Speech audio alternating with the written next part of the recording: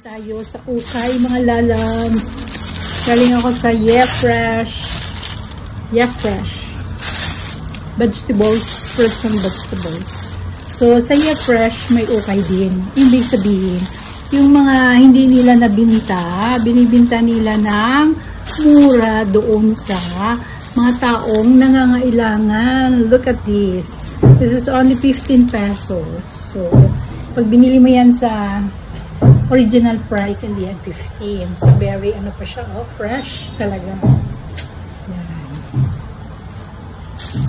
Tapos, yung ating banana, ito ay 10 pesos lang, pero hindi yan siya 10 pag binili mo siya sa original na presyo. Yan siya. Nabugbog na siya, nabugbog. Kasi, syempre, diba? So, nabili ko lang siya ng 40 pesos. Ilang piraso siya? 7. So, dapat ano siya? 70 if tag 10 pesos siya, diba? Kinain ko yung isa. So, 40 pesos lang yan, diba? Laki-laki yan. Ang ating pears, diba? Sa grocery, mahal-mahal yan. So, ito yung 4 na pears. Is only 40 pesos. Yan ang ukay sa Yefresh. Yan. Ngayon, ang mahal-mahal ng kilo ng tomato. Ang kilo ng tomato is 240 per kilo. Kagabi, bumili ako ng 2 pirasong tomato. Ang 2 piraso is 22 pesos. Oh, imagine. 22 pesos, pero ito nabili ko lang na 20 pesos. 2 for 5. 5, 10, 15, 20. Mayroon akong extra free na 1 piece. Diba ang saya-saya? God is so good talaga. It's only 20 pesos. Imagine mo. Kagabi bumili ako kasi magsinigang ako. 2 piraso is 22. Ganun siya kamahal na yung kamatis. 240 per kilo. And then, this is 10 pesos. Diba? Healthy mga aking. Ano? Dito, hindi mo siya mabili ng 10 pesos sa grocery. Diba? Ito also is only 10 pesos. Ang aking celery. Oh, small one is 10 pesos. So sweet. Oh, diba? Sa grocery, it's this, I think this is 70 na pesos. Oh. Ang saya-saya. Ito yung aking apple. 5 piraso, 80 pesos lang. Yan, kasi may bugbog na siya. Yan, kasi mahal ito eh. 70 pesos ang isa nito. Diba? 70. So, nakakuha ako kanina ng maaga ako nandun eh. So, nakakuha ako ng 5 pirasong apple. 5. Yan. Mayroon siyang, yun, hindi naman siya gaano. Yan. Yan siya. Tapos, little damage lang naman siya. Yan, tinawag na ukay. Ukay vegetables. Yan, alay ko. Tapos, 3. Yun, may bugbog siya. Yan. May bugbog, may deform. May 5 pirasong apple ako.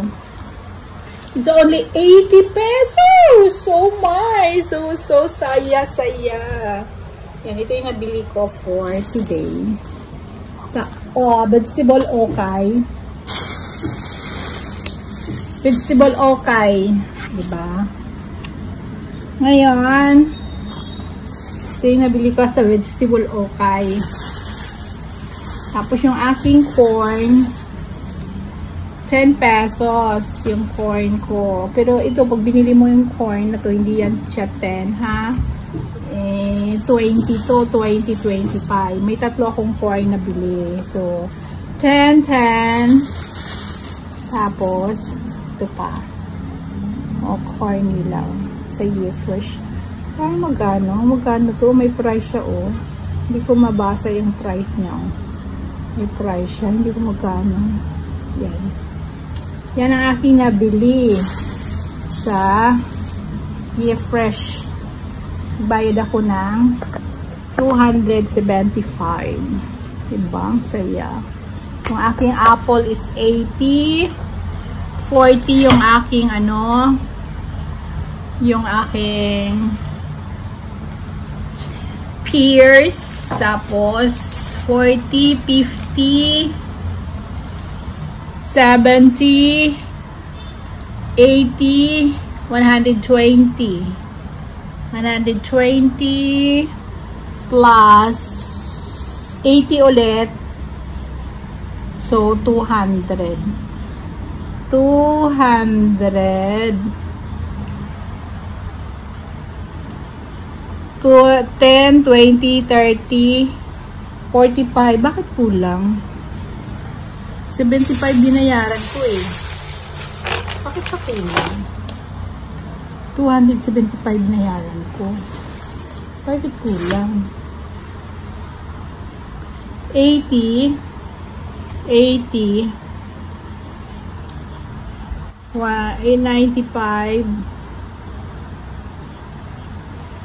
125, 200, 40, 50, 60. Bakit kulang? 75 yung binayaran ko. 175. Anong kulang dito? Bakit to 75 yung binayaran ko? Mali yung compute ng babae. 80, 120, 80, 120, 135, 35, 75, 85, 90, 40, 65. Bakit kulang? 275 binayaran ko. Ano ba yan? Bakit kulang to? Uulitin natin ng compute. 275 lahat binayaran ko eh. Bakit kulang to? Yan, sarap na. Yan ang baha. Hindi ka makalabas. Kulang jeep. Payan na ka. Yan. Sa aming harapan. Diba? Hindi kami binabaha. Kaya lang, paglabas, ayan na siya. Super baha talaga. Hindi ako makalabas. Walang jeep. Yan o.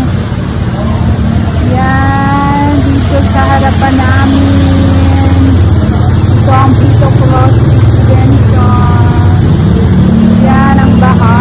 Diba? Kasi nagtaasa ng highway ng Buendia.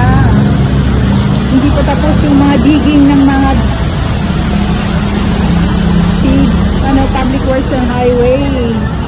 Kaya ito, dito siya pumunta yung tubig. Kaya mukhang lumalim yung baha dito sa akin. Punta ako sa tapat ng Shopwise. Punta ako sa Shopwise, bibili ako ng egg. Kasi ko kung makadaan ako, diba? Yan siya.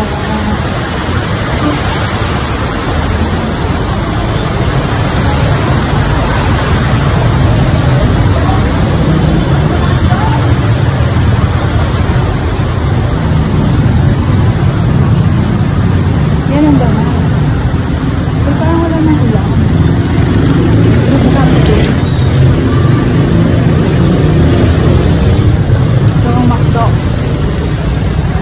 Takbuhan ng nagugutom. Yan ang kali namin. Yan sa baha. Pumunta tayo sa Shopwise. Pumunta tayo. Ay, mukhang hindi ako makakatawin. At ang Shopwise. Kasi yan. Ay, mukhang hindi nga rin. Ayun na.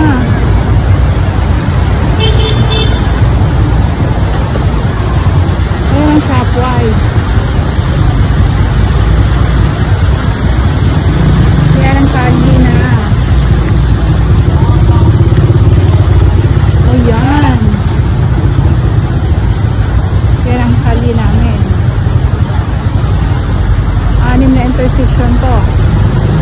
Yan. Yan ang lalim ng, yun ang tricycle, oh.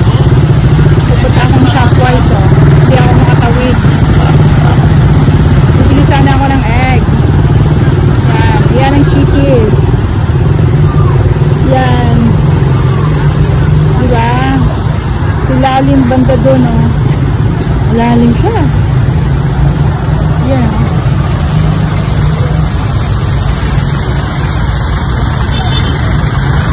Malalim din. Sa Jollibee. Oh, tingnan mo yung motor. Yan, ang lalim. Punta ka sa KFC, tatawid. Doon. Oh my gosh. Nakauwi na. Puno na yan, oh. Uy, nabuwal yung puno kahapon siguro yan. Yan, oh. Kaloka, nabuwal yung puno. Ayan. Yung puno, nabuwal. Kahapon yan sa lakas ng hangin. Ang puno sa side dito sa Metropolitan Avenue. Yan siya nabuwal. Diba? Sa lakas ng hangin kahapon. Katapat niya ay side dito, ah. Katapat niya ay chicken. Tapos, katapat ng chicken ay surprise. So, katapat ng surprise ay choking. Sa katapat ng choking ay Cebuana. Ang katapat ng Cebuana ay KFC. Ayun, si KFC. Ang katapat ng KFC, ayun na, McDonald's. Hindi ako makatawid, oh. Baha. So, ikot ako sa ikot doon lalim, no? Diba? Hindi ka makapunta doon sa KFC. So, hindi ka makapunta sa katapat ng McDonald's. So, dito ako daan sa likod ng McDonald's para makabalik ulit ako sa building namin. Tapos doon sa likod ng building namin, ayun yung puno. Nagbuwan ko yung kahapon. Oo. Lakas ko na ng hangin nun. Nagbuwan. So, ito yung side ng McDonald's. So, ito tayo dadaan. Babalik na ako sa taas. Kasi nga, maulan. Grabe si Karina. Yung aming water station yan dyan sa ilalim. Ito yung KFC. Napakita ko kanina. Yan, nandito na tayo ngayon sa McDonald's. Ito